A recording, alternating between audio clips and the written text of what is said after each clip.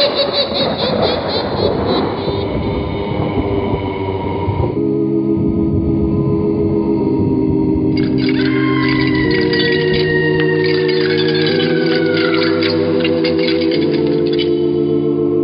Mysterious Old Radio Listening Society podcast.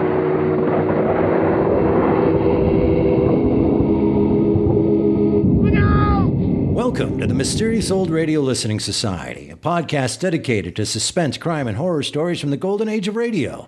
I'm Eric. I'm Tim. And I'm Joshua. We love mysterious old-time radio stories, but do they stand the test of time? That's what we're here to find out. It's July 2020, and thanks to COVID-19, we're practicing social distancing by recording 10 feet apart in an empty theater. It's weird, but way better than Zoom. Today, we bring you another lockdown listener request. Our mysterious listener, Rob, wrote us a letter. Yes, an actual letter with a stamp on it and everything, asking us to play The Case of the Killer Cards from the New Adventures of Nero Wolfe. The New Adventures of Nero Wolfe was the third radio series based on mystery writer Rex Stout's popular detective character, Nero Wolfe. Notable for his keen mind and stout build, Wolfe preferred to solve mysteries from the comfort of his own home, surrounded by his books and orchids. Wolfe's assistant, Archie Goodwin, provided the legwork required to track down clues and follow up leads. What's more, Goodwin also made sure the refrigerator was well stocked with Wolfe's favorite drink of choice, beer. The series debuted on NBC Radio in the fall of 1950, starring Sidney Greenstreet in the title role. Known for his portrayal of another infamous fat man, Casper Gutman, in the film adaptation of The Maltese Falcon, Greenstreet's casting was met with immediate approval from Nero Wolfe fans as well as the author himself. Unfortunately, Rex Stout was not as impressed by the scripts. According to Stout's biographer, John McAylor, the author listened to 5 minutes of one episode and never listened again. Although Greenstreet played Wolfe in all 26 episodes of the series, the role of Archie Goodwin was played by 5 different actors: Wally Mayer, Lawrence Dobkin, Herb Ellis, Gerald Moore, and Harry Bartell. It's unknown what led to the high turnover rate, but some have suggested it was financial. By 1950, radio was losing ad revenue to television at an alarming rate, and it was difficult for a network to support an expensive radio program for very long without a sponsor, particularly a radio show with a Hollywood film star in the leading role. Ultimately, the cost was too high for NBC, and the network canceled the series in April of 1951. Today, the series is appreciated for its focus on character and humor. Many Nero Wolfe fans consider Sidney Greenstreet's performance to be a definitive one, disappointed only by the fact he never had the chance to play the detective on the silver screen. And now let's listen to The Case of the Killer Cards from the New Adventures of Nero Wolfe, starring Sidney Greenstreet, Gerald Moore, and William Johnstone. First broadcast January 12th, 1951. It's late at night, and a chill has set in. You're alone, and the only light you see is coming from an antique radio. Listen to the sounds coming from your speakers. Listen to the music, and listen to the voices. Ladies and gentlemen, the ringing of that phone bell means mystery, adventure. Nero Wolfe's office, Archie Goodwin speaking. You want Mr. Wolfe to what? Mr. Wolfe will do nothing of the sort, Archie. Mr. Wolfe is thirsty. Hold on for a moment. The bottle opener's in the left-hand drawer of your desk. Thank you, Archie. Mr. Wolfe, I've got a man named Denby on the phone. He wants you to umpire a card game. The man is insane. He's offering a fee. The answer is no. I know nothing of card games, nor do I wish to learn. Okay. Well, the answer's no, Mr. Denby. Sure, I'll ask him again. After he finishes the beer he's working on. Goodbye. People appall me. The fantasies they indulge in. Bah, what on earth made that maniac think I might consent to preside at a card game? Well, it seems he expects one of the players to be death.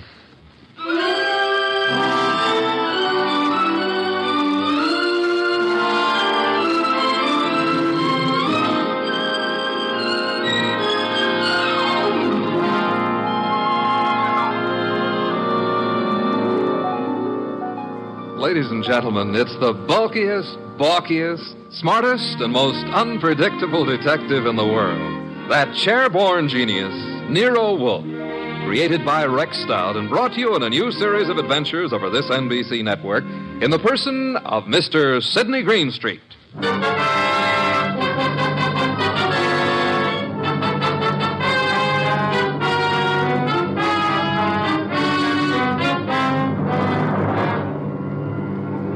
Wolfe would not attend, but the card game went on anyway. At the home of a Mr. Stephen Denby. Jean? Yes? LaCosta? Mr. Piper? I think we're ready to begin, eh? I'm ready. Yes, Jean. You always are. How I like that remark, I'll have to decide later on. Please do. LaCosta? It's all right with me. And Mr. Piper? I brought a deck. No, as host, I shall supply the cards. Before we play, I examine them, yes? Of course. Here you are. Chuck, Yeah, Mr. Denby? you will remain outside the door until called. No one is to enter this room under any circumstances. Got it. LaCosta? The cards look all right. Thank you. Now then, shall we make things absolutely clear? You mean, should you make a speech? I don't mind. But make it short, huh? I shall. The four of us seated at this table are joint owners of the Candy Club, a rather successful institution devoted to the sale of food, liquor, entertainment, And the gambling. and games of chance. For some time now, we have all resented sharing the profits. Some of us have attempted to buy out the others. Denby, you needn't babble on. No one wants to sell. We know that. True, Mr. Piper. Which is the reason for this little game of cards. One hand shall be dealt to each of us. A hand at poker. Whoever wins gets the club. The others retire as gracefully as they can. Agreed? That's why Yes, we're here. agreed. Very well. The cards are shuffled. I'll place them in the center of the table. LaCosta, would you like to... I cut. Good. If nobody minds, I'll cut them too. After Mr. LaCosta. Nobody minds. Happy now, Mr. Piper? Let's get going, huh? Very well, unless Jean would care to. Oh, thanks. We're all crooks here, which sort of cancels out any funny business with a card. Very well. We shall all draw a card in turn until 5 cards are drawn by each player. Shall we start, Jean? Sure.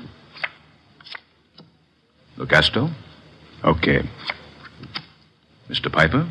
Yes, of course. And myself. We just keep going in rotation. This is fun. Fun? No. There's too much money which rides on these cards. That's what makes it fun. Would you mind keeping quiet? I'm nervous. We all are, one way or another. I think we all have our 5 cards now. We all got them. Very well, then. In the same order that the cards were dealt. Jean? A pair of 3s. LaCosta? Nothing. Mr. Piper? Kings. 2. The lights! Piper. What?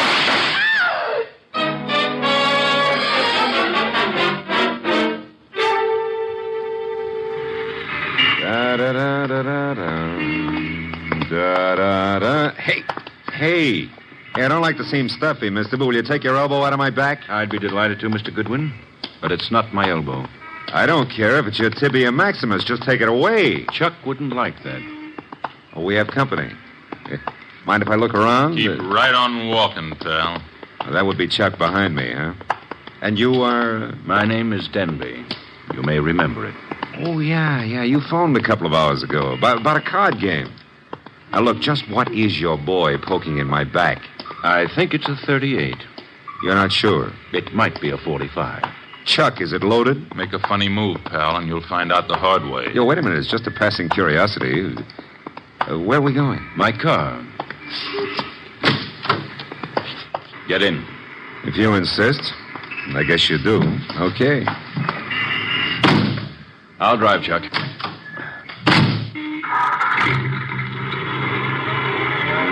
The car bulletproof? No, that's hardly necessary. Chuck shoots first. Well, that's a saving, I guess. The only thing is, I hadn't figured on taking a ride. I told Mr. Wolfe I was going for a walk. He disapproved, You're but... going for a ride. Isn't that a little corny? Now, there's a minor difference. Usually the guest, shall we say, is killed at the conclusion of the ride. In this Let's case... not make the difference too minor. Huh? You will survive the ride. It's what comes afterwards that might kill you.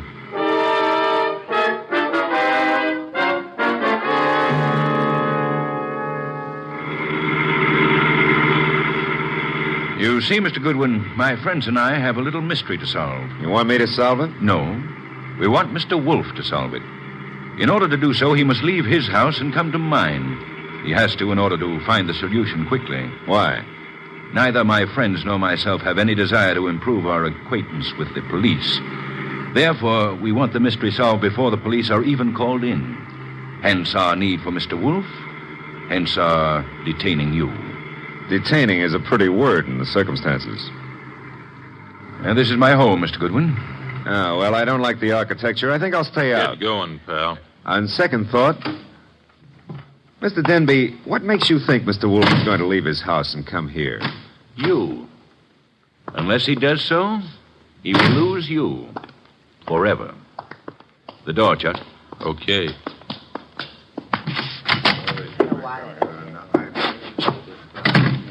Mr. Goodwin, may I introduce you to my associates in business and in poker? To your right, Mr. Lecasto, a charming but impulsive fellow. Hello. He's only the stooge. Where's the fat fellow? In time, Lecasto. The lovely lady whose back is to you is Jean. Jean something or other. She's always changing her name. Hello. Hello. And the gentleman facing you is Mr. Piper. How do you do? Is he exclusive or just... Hey, he's wearing his red carnation a little low, isn't he? Over his heart. Except that's no carnation. That, Mr. Goodwin, is blood. Lifeblood.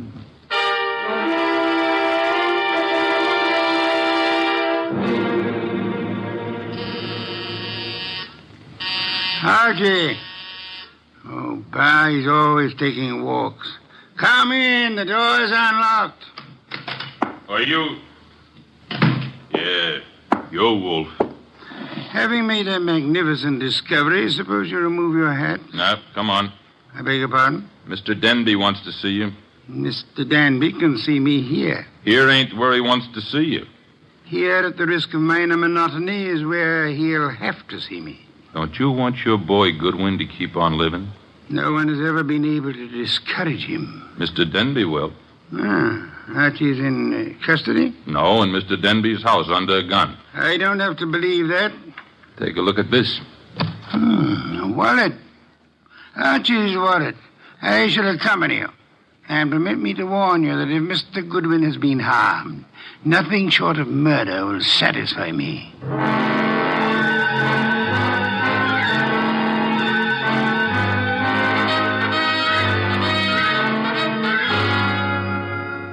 It's getting late. Wolfe isn't here yet. Maybe he doesn't worry about you, Goodwin. Well, he could have been delayed. Maybe an orchid needed a pollen transfusion or something.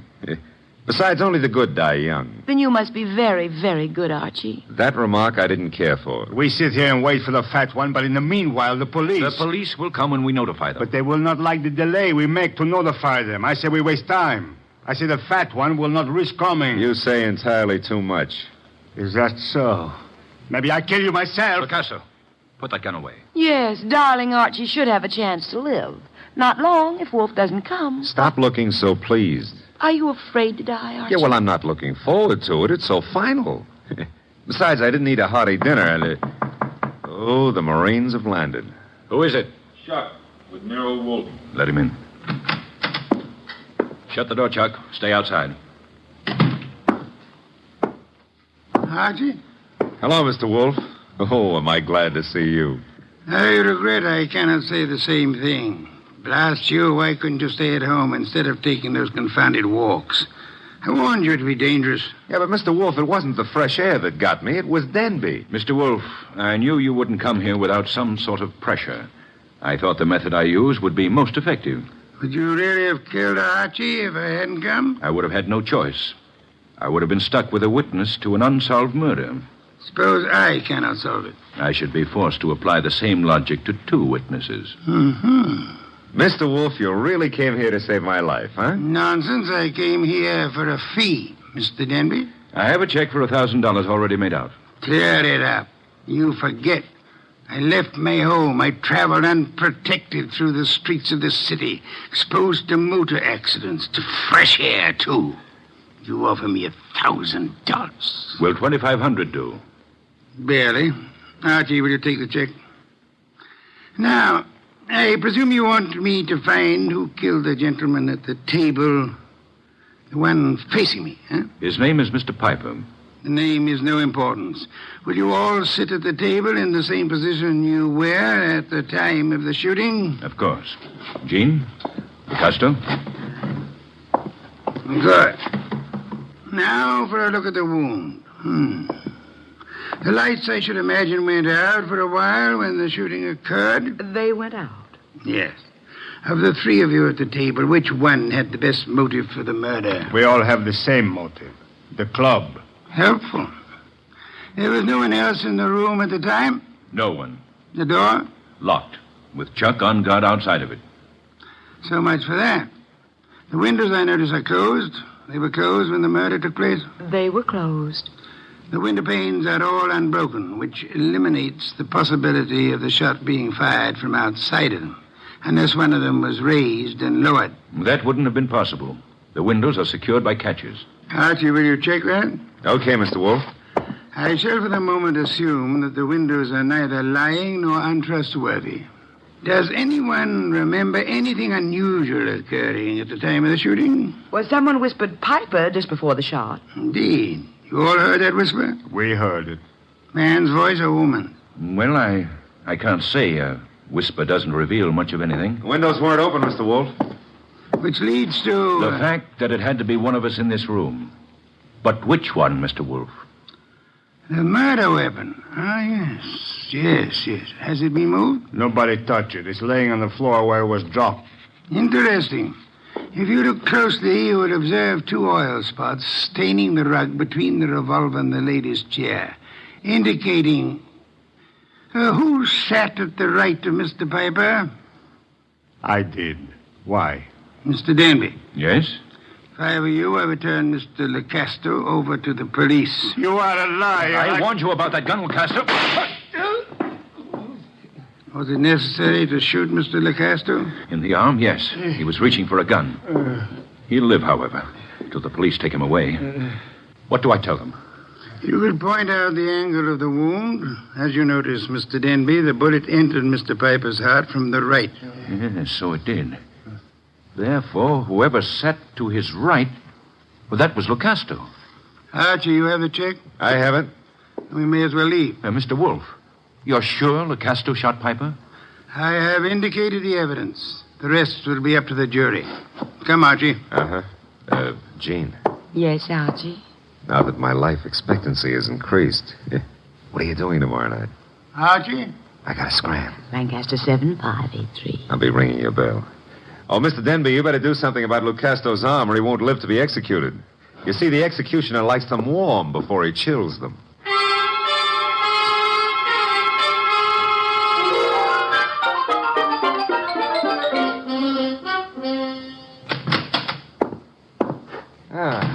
The old homestead looks very nice, Mr. Wolfe. Yes, Archie. You should stay in it more often.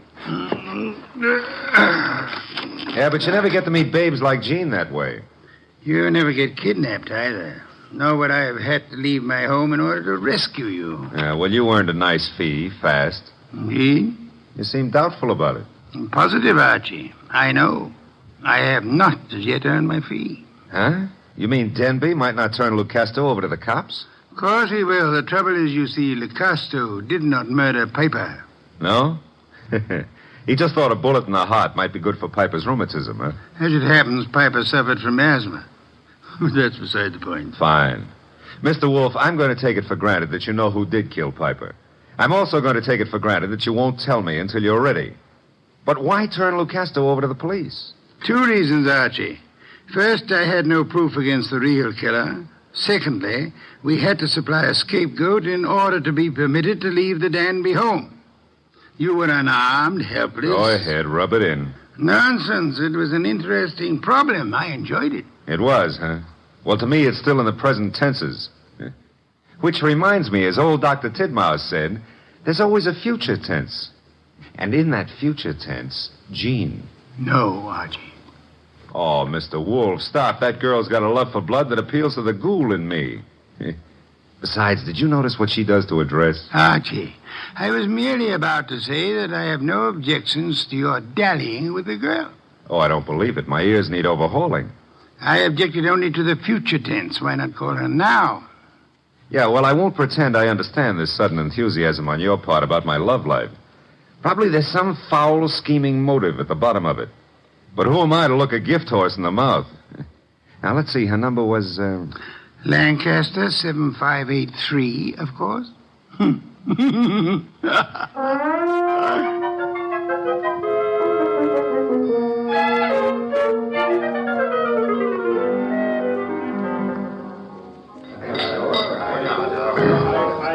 This is the most beautiful bar and grill I've ever seen, Archie. Drank, you mean? What? Never mind. All right. Archie, did anybody tell you were beautiful, too? Well, a girl here and there has mentioned it. Oh, were they liars? Tell me, Jean, how did you ever get into the gambling den racket? Because I'm a crook? Well, I suspected that, but, I want another drink. you've had enough. I want another drink, and when Jean wants another drink, no gentleman who is a gentleman... Jean, get down. Oh, let me go. I don't want to climb under the table. You'll stay under here until the barrage stops. I guess the war's over. All right, Jean, get up. No, now I'm here. I like it. I'm going to stay here for months and months. Jean, do you realize that somebody just tried to kill you? And I thought you had such a nice, honest face. No, not me. Somebody out in the street. I don't know why, but Mr. Wolfe will. Come on, pull yourself together and let's go see him. The nice fat man? All right, I like him. You do? Why? Because he'd make such a big corpse.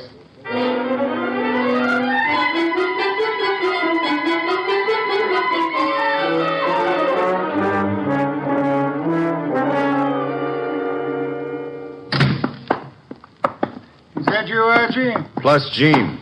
What made you think I wanted her here? Oh, she's one of your fans.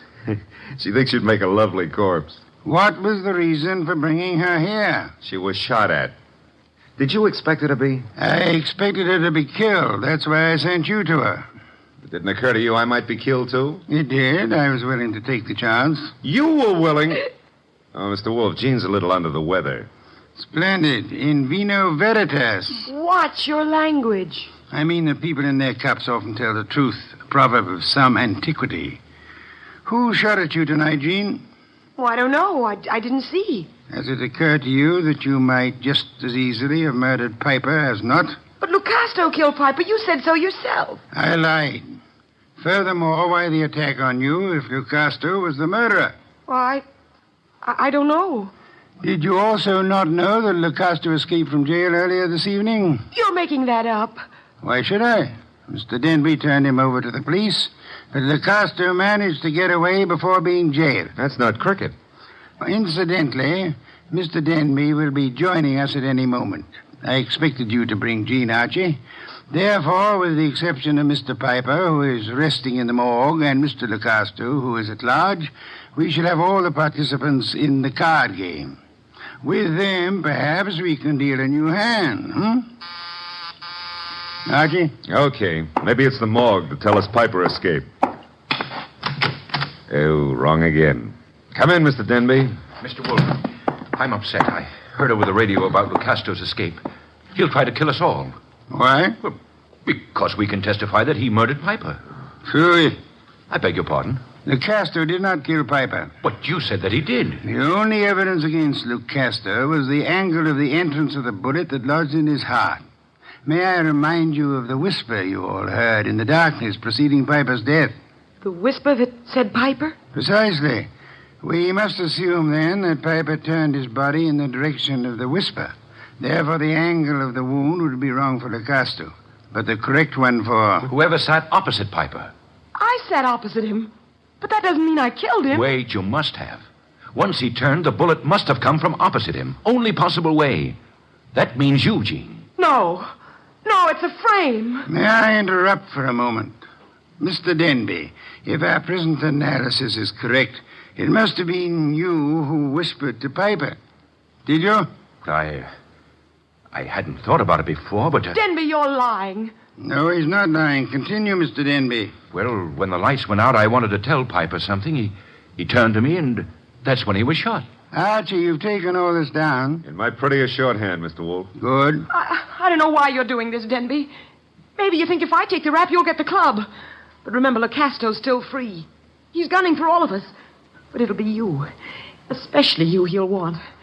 Maybe you can talk a jury into sending me up for something I didn't do, but you won't live to gloat about it. Oh, shut up, Jean. You killed Piper and... Who's that? This is, of course, the murderer of Mr. Piper. No comments? Archie, the door, if you please. But you said I was the one who... What kind of idiocy is this? Archie, I said the door. Okay, but shall I ask him in or sock him? You will act as the situation demands. Yes, sir. But for once, I'd like to know what the situation is. Raise him, Goodwin, and keep him that way. Now back up into the living room. I don't back up good. My gears... You want it here? Never mind. I'll strip a gear. Archie, what are you doing? Just what the situation demands, backing up. In case your knowledge of armaments has failed you, our little friend Chuck here is pointing a .38 revolver at me. You won't save him from the chair. Maybe not, but it could give me quite a pain in the stomach. Chuck, what do you think you're doing? You double-crossing louse. Gentlemen, if you So please. you thought you'd run to the fat dick and pin it all on me, huh, Denby? You don't know what you're talking about. We haven't even mentioned you. You sure of that, huh?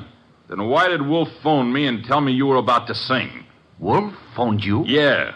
Said you were getting ready to feed me to the electrician up the river. Oh, he was making a stab in the dark, Chuck. Trying to start something. That's so, Wolfe? Archie, will you read Chuck your notes about Mr. Denby's statement regarding the whisper? Well, that doesn't mean... It could be misunderstood. Read me the notes, Goodwin. Here it is, I quote. When the lights went out, I wanted to tell Piper something. He turned to me That's and... all I need to hear. Chuck. You were selling me out after hiring me to knock off Piper. You dumb gunman. Now you've given Wolfe what he wants, a confession. I was trying to pin it on Jean. That's what you say now. It's kind of late, though. Too late for you. No. Goodbye, Mr. Denby. Nice shooting, Chuck. Stay put, Goodwin. The rest of you, I'm leaving. Police wouldn't approve. But let me have your gun. Huh? Wise guy. You know something? I've been thinking. Can you think? If I was to knock off you and Goodwin, me and Jean could split the club between us and nobody'd ever know who killed Piper. Very whimsical, Chuck, but if you don't mind... Archie, don't be an idiot. Well, if I have to get shot, I prefer it to happen when I'm moving forward. Archie. Okay, come and get it, Goodwin. March right up nice and easy and take it. I'm coming. Would somebody mind telling me why I don't fall down? Fool. I've been shot. Well, that's not the way to talk to a man who's just been... Hey, Chuck is lying down. Is he dead? Well, there's been a mistake. I didn't shoot him. He shot me. Archie, stop blabbering. Neither of you shot the other. As a matter of fact... I shot the Chuck. Lucasto. Lucasto, Archie? Well, I thought he escaped. No, I'm not crazy. I do not escape. The fat one, he phones the police to tell them how I'm innocent. Yes, I had the police announce the escape, however, for reasons of, shall I say, strategy? Well, on account of there are no bullet holes in me, you can say whatever you like, Mr. Wolfe. Thank you, Archie. That announcement helped heighten the tension our murderers were under. And then they explode. The fat one, he says to me, Locasto, wait in the next room. Watch careful. Maybe there's trouble. I watch. And now? Now there's no more trouble.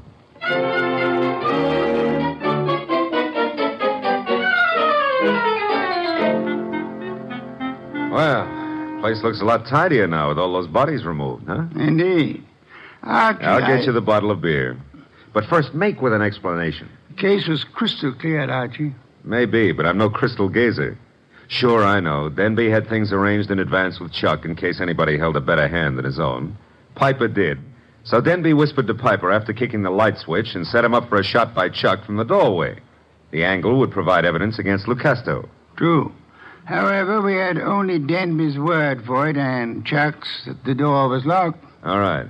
We know, but you knew before Denby and Chuck blew up. How? The oil spots on the rug, Archie? Well, they only showed the gun had bounced when the murderer threw it away. Spattered oil, very well-kept gun. They showed more than that. Where were those spots in relation to the gun? Think back, Archie. Spots in relation to... Oh, sure. They were between the gun and the door. Therefore, the gun must have been thrown from the door. Bounced twice, staining the rug before reaching its final destination. Ah, I get it now. That told you who'd fired the gun. But there wasn't proof enough, so you set up a nice atmosphere of suspicion and had the boys give each other away. All right, Mr. Wolfe, you're a genius, and you may have your beer. Thank you, Archie. As for me, I'm not a genius, but I remember a phone number. So if you'll excuse me, Mr. Wolfe. You're excused, Archie. Thanks. But before you call that number, may I remind you that Jean is a girl of macabre tastes who appeals to the ghoul in you. Sure you may, but why bother? In order to be able to warn you that a ghoul and his money are soon parted. Good night, Archie.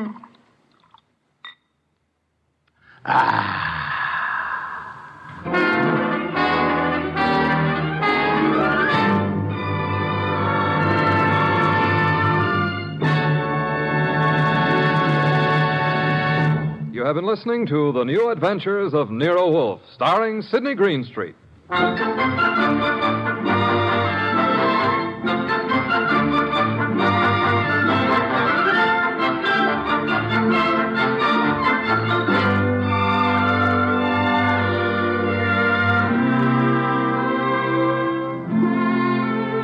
Tonight's transcribed story was based on the characters created by Rex Stout. This is an Edwin Fadiman program.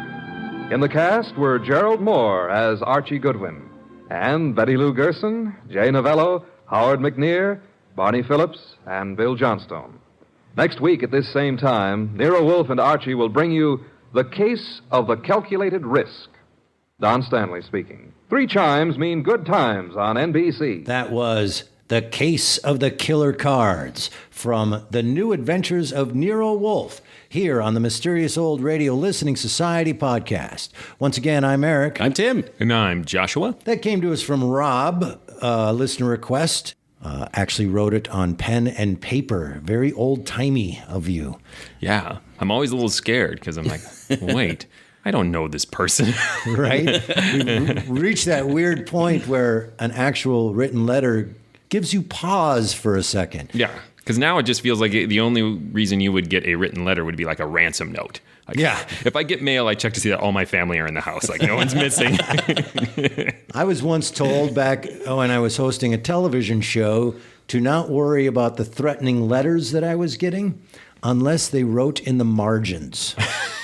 And that was an FBI guy that was brought in because of some serious threat that was made to me or about me. And he said, yeah, it's nothing. He's not writing in the margins. And then he went away. And I was like, oh, okay. Well, now I know how to get my threatening letters taken seriously. I don't even know what that means. Apparently that's a sign of something. So I, of course, know who Nero Wolfe is, the fictional character, but I never read it. I never saw any movie. I never saw any play, nor did I hear any of these radio shows before. However, it's weird how ingrained in our pop culture Nero Wolfe is, because I was able to say, oh yeah, Archie Goodwin. And yeah, he never leaves the house. And oh yeah, orchids. And oh yeah, beer. And oh yeah, he's huge. Like, so the basics of it were already in me. And oh yeah, he solves crimes. He's super smart.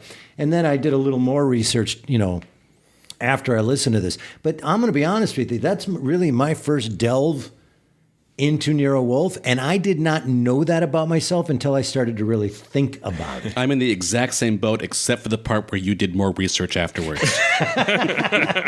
So it's your first Nero Wolfe, too? Yes, it is. But it's weird how I know who that is. Yeah. And then you make this weird assumption like, well, of course I've heard or seen or read. And then you go, wait, no, I haven't. Yeah.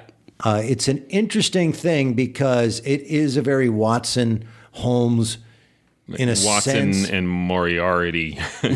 Right. I was on Mycroft myself. But I meant Mycroft. Yes, that was a Freudian slip. It's sort of Mycroft combined with Moriarty. I'll tell you one of the research things, as long as we're on this topic, is that there are people out there, and I forget what it's called. There's a term for people. Furries. There's a term for people that like to investigate possible cross references and fiction. And even though most of it is probably nonsense. They're convinced of it. So there's a lot of theories out there that Nero Wolfe is the son of Sherlock Holmes and Irene Adler. Yeah, and Hadler, because there is a book where I forget the country that Nero is supposedly from now. But Not he went quite that nerdy. They went to that country and they had a tryst together in one of the books. And so there are people that have put it together that, then Nero Wolfe was born in Macedonia or whatever the country is. And therefore there's so many theories. And one of them being that he is the son of Moriarty and other things. But of course, none of this is real.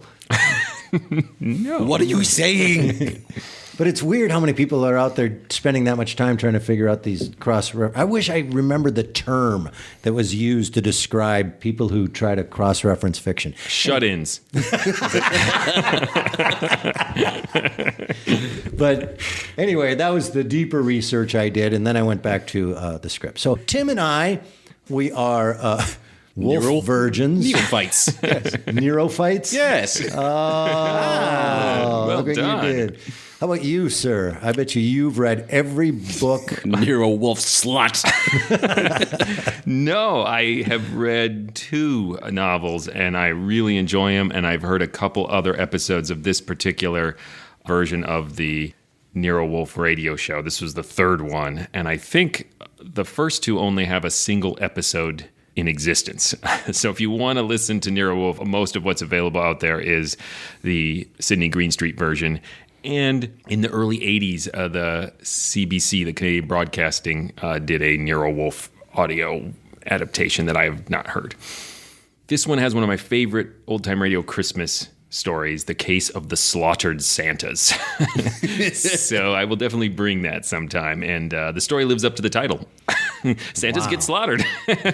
Wow. One of the things I did for this podcast is try to figure out what Nero Wolfe's beer of choice actually was. And it turns out that it's only in the first novel that they mention a beer by brand. And that's a German beer called Remmers, which I then did a little more research. And somewhere between the world wars, it was bought by Beck and Company. And so for the podcast today, we are drinking Beck. Yeah, it's fantastic. Yeah. So, I mean, it's not very good beer. It's kind of a wimpy Pilsner, but... Well, you know, me and my beers, and I was just thinking, wow, this got a lot of flavor to it. Just realized I got you guys an opener for this. I'm your Archie. Mm-hmm. Nice. It's a mild, low-alcohol beer, which makes sense because I think it's in the first Nero Wolfe book where he says he's trying to cut back to 12 bottles a day. That's Andre the Giant numbers. I know. So, have you ever listened to the radio show before? Yeah, this one before. This one. And it is fun to go through all the Archies because they're great radio actors. And this has Gerald Moore, who's just fantastic to listen to, just say anything. Yeah. And then you throw William the Shadow Johnstone in there, and it is just this potpourri of fantastic old-time radio voices. It's interesting because, you know me, I don't do anything. You send them to me, I just start listening. So the first thing that pops into my head is, that sounds like Sydney Greenstreet. And then I go, oh, yeah, he was the guy. He was the only guy, and it is him. And so, okay, good ear. But here's an interesting thing. I love Sydney Greenstreet, but if you say Sydney Greenstreet to me, I say, oh, yeah, Christmas in Connecticut. And nobody says that first. Have you seen Christmas in Connecticut? Nope, never heard of it. You haven't? Barbara Stanwyck? Oh, nope. It's a giant door-slamming farce of Christmas fun. I believe you, I'm sure. I mean, I think we have similar taste in old movies, so I'm sure that I would greatly enjoy it. She pretends to get an interview with the magazine that she's married and has a baby. And so everybody comes see her and the baby, and of course she's, like she doesn't even know how to hold it. So, and that's the whole... And Sydney Greenstreet plays the baby, right? Yes, he's the big, giant, huge baby. Well, let's talk about the episode itself, because that was extremely enjoyable. But you've read a couple books, Joshua. Do they do justice to the writing? I think so. I mean, Rex Stout is a wittier writer. I mean, if you're just talking about dialogue on the page. But I think the scripts from this series capture the charm and the relational aspects that are so entertaining about the book, and it is Nero Wolfe and Archie Goodwin together, and that chemistry works really well, at least with Gerald Moore and Sidney Greenstreet. And so to me, that's the essence of it, and that's what survives. Could some of the dialogue be a little sharper? Could some of the jokes land a little better? Yeah, but you're talking really nerdy stuff then. And always the original author is going to be much better. I mean, the Philip Marlowe radio series doesn't come close to capturing the wit and literate quality of Raymond Chandler. But Gerald Moore is great as Philip Marlowe, and it's good enough, damn it. But it catches the essence of... I think so. Yeah. Yeah. You're saying that it's also perfect, I think, for COVID-19 because he is this. He's the perfect lockdown detective. He has that monologue where he's like, "I left the house. Yeah. I braved fresh air." Mm-hmm. Like you sound like half the people I know. I loved the whole thing, but I also, in the middle of it, appreciated they have spent 10 minutes getting him to the mystery. Like. In different hands, I would call that padding, a lot of padding, but it's fun here. According to my research in the books, there's twice ever that he leaves his house. So I think that's what I took from it, that this is a rare moment. And he seems very serious that I will hunt you down and kill you if you've hurt Archie, but then plays it off once he sees Archie. He's like, I'm just here for the fee. Yeah, and later, he's like, yeah, go out on a date with this woman. And, you know, the whole thing is like, I know exactly what's going to happen, right? You're going to do this and this, and you're going to take her back here and then this and that. And I'll call the police and tell them that, that he's not the actual murderer. So he's got this whole plan. So that means that part of the plan was, he'll take her to the restaurant and someone will open fire in the restaurant.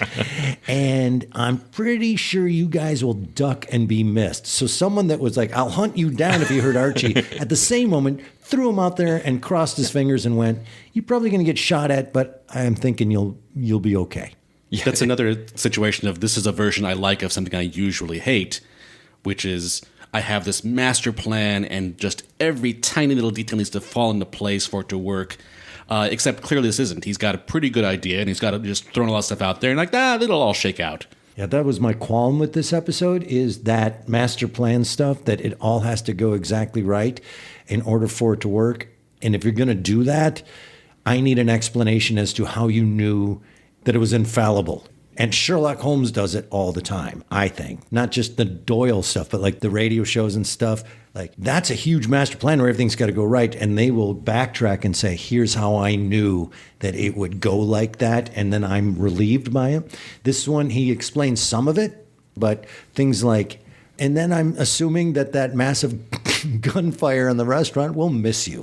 But it's made part of the story. That's why I think it's so great, because Archie calls him on it, and he's like, I knew you'd be fine. And so it's part of that character interplay.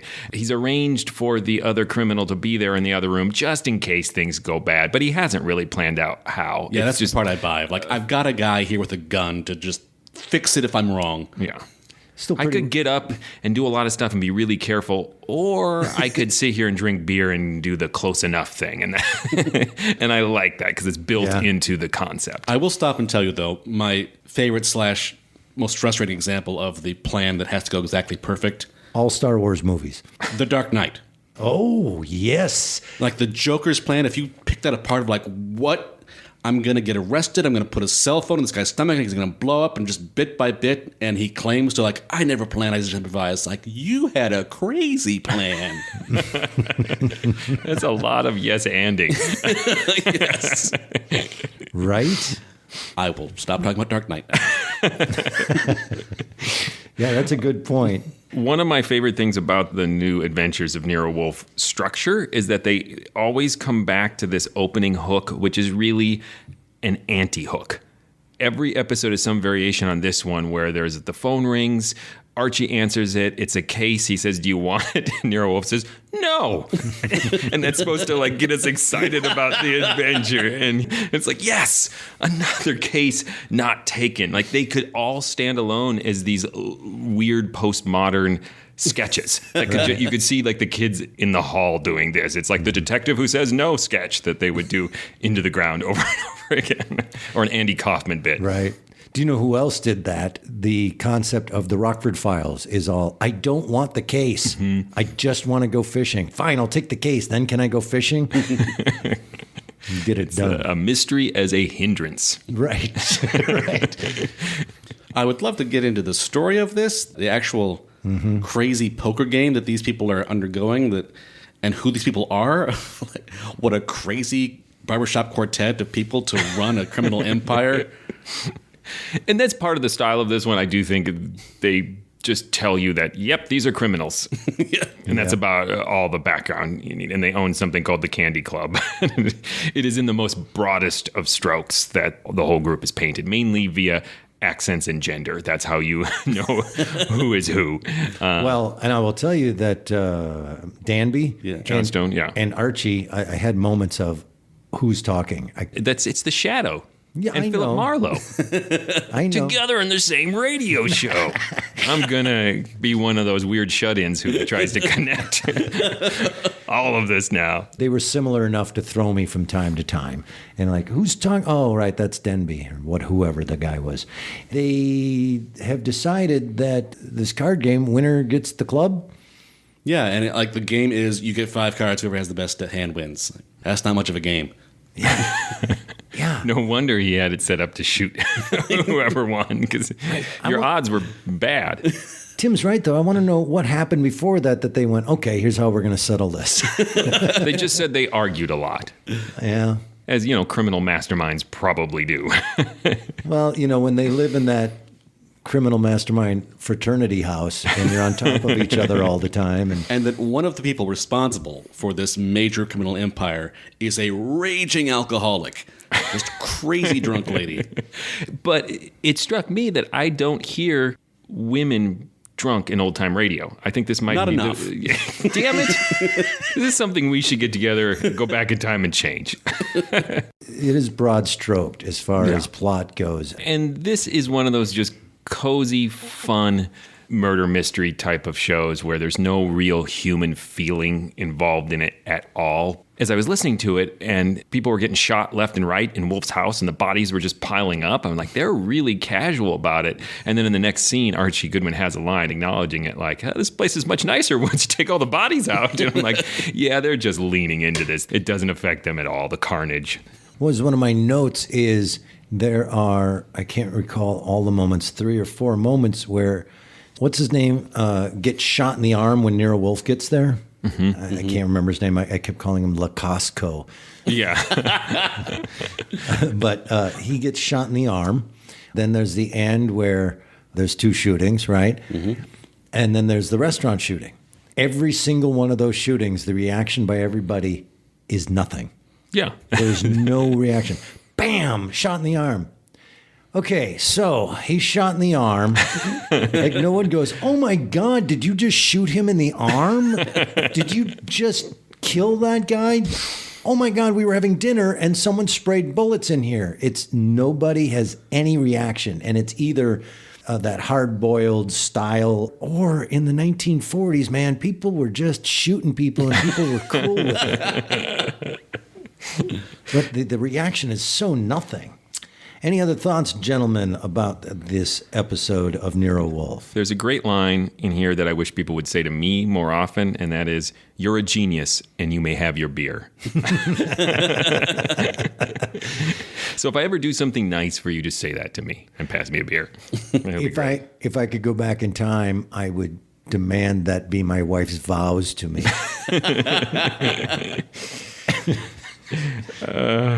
My main reaction to this episode was I love Sidney Greenstreet. I could listen to him say anything. And his laugh. When he makes his stupid pun, he's so proud of himself. It's equal parts adorable and creepy. I haven't heard anything like that before. It's like a baby and a lech laughing. Like they combine the two. Baby lech. When you're infant, like, I think our kid's not going to turn out well. Well, let's send this thing to a vote. I'll start. It's hard for me not to thoroughly enjoy Sidney Greenstreet. His performance in it is wonderful, just like everything he does. I love that man.